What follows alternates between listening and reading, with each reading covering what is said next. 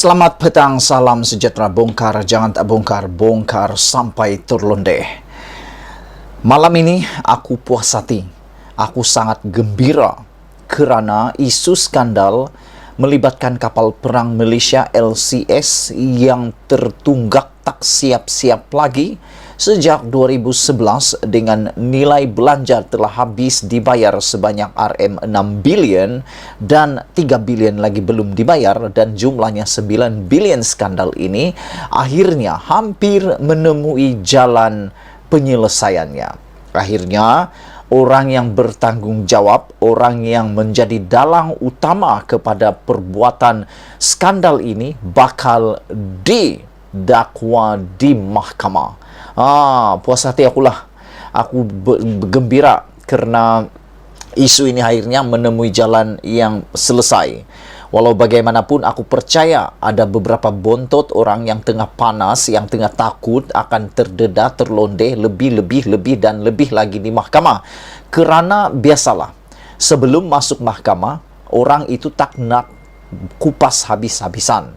Tapi apabila masuk dalam kes mahkamah, tiada seorang pun yang akan sanggup dipenjarakan begitu saja.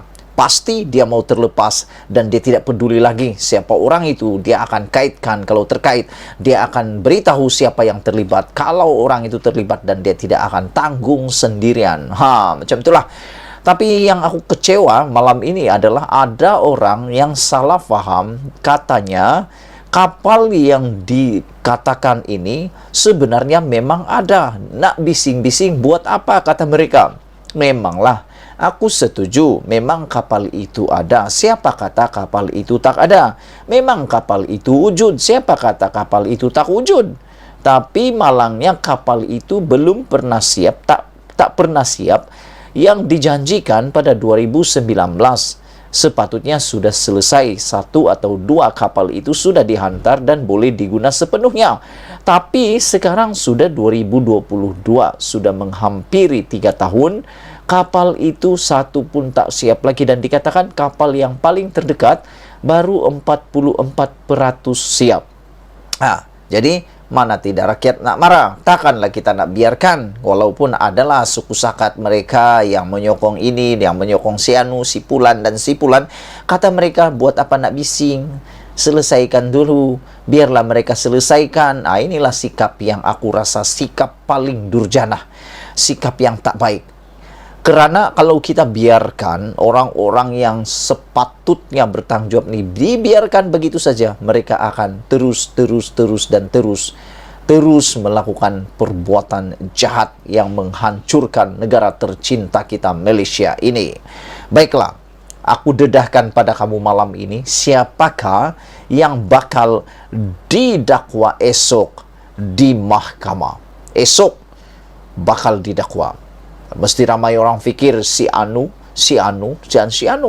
Ada orang fikir mungkin si Najib, ada mikir mungkin si Zahid, ada mikir mungkin si Hisamuddin, ada mikir mungkin si Matsabu, ada mikir mungkin si Tun Mahathir. Macam-macam lah.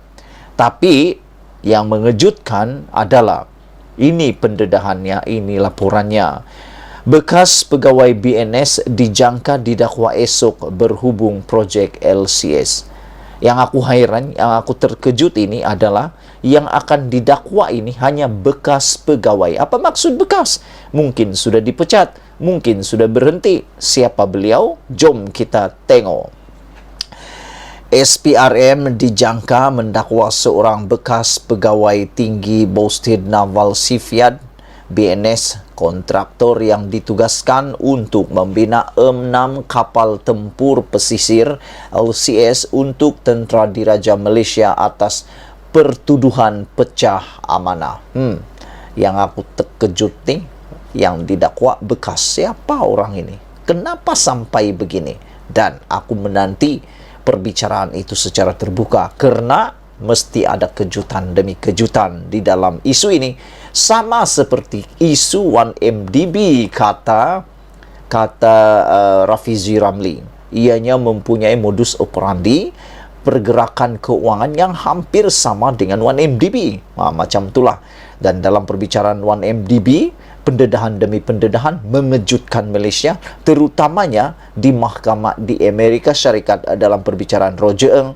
Pendedahan yang tak pernah kita tahu akhirnya didedahkan di mahkamah. Apakah kes LCS, kapal tempur LCS ini juga akan mendedahkan pendedahan yang amat-amat mengejutkan kita? Itu persoalannya.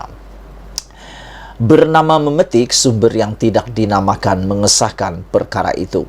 Kata sumber, seorang lelaki berusia hampir 80 tahun. Wow, dah tua dah nih. Kalau di penjara 20 tahun, 100 tahun umur di penjara. Aku pun tak tahulah. Okey. 80 tahun itu didakwa atas 3 pertuduhan melibatkan kesalahan pecah amanah mengikut Seksyen 409 Kanun Keseksaan. Jemputan media yang dikeluarkan oleh SPRM lewat petang ini turut memaklumkan mengenai pertuduhan terhadap lelaki itu esok.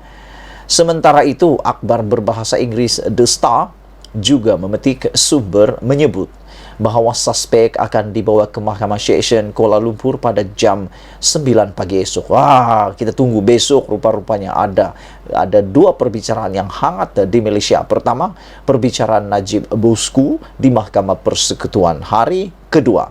10 hari perbicaraannya, besok hari kedua, dan isu yang kedua yang hangat Malaysia hari besok adalah tentang pendakwaan orang 80 tahun umurnya bekas pegawai BNS. Ya, kami mengenakan pertuduhan ke atas individu tertentu esok Selasa lapor akhbar itu. Individu tertentu. Jadi maksudnya ada lebih daripada satu ataupun tak tahulah.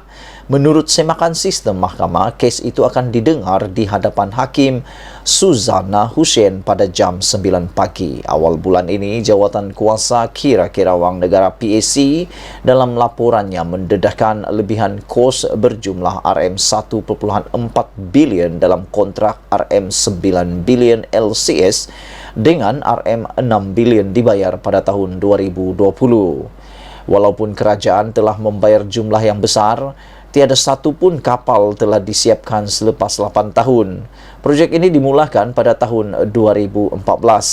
Susulan itu, SPRM pada 11 Ogos dilaporkan berkata mereka telah menyelesaikan beberapa siasatan terhadap individu tertentu yang dikaitkan dengan dakwaan penyelewengan dalam mengendalikan projek pembinaan LCS. Wow, ini dia isu yang amat kita suka, yang kita gembira kerana orang yang bertanggung jawab bakal dihadapkan ke mahkamah. Tapi yang mengejutkan, dia adalah bekas pegawai BNS dan berumur 80 tahun.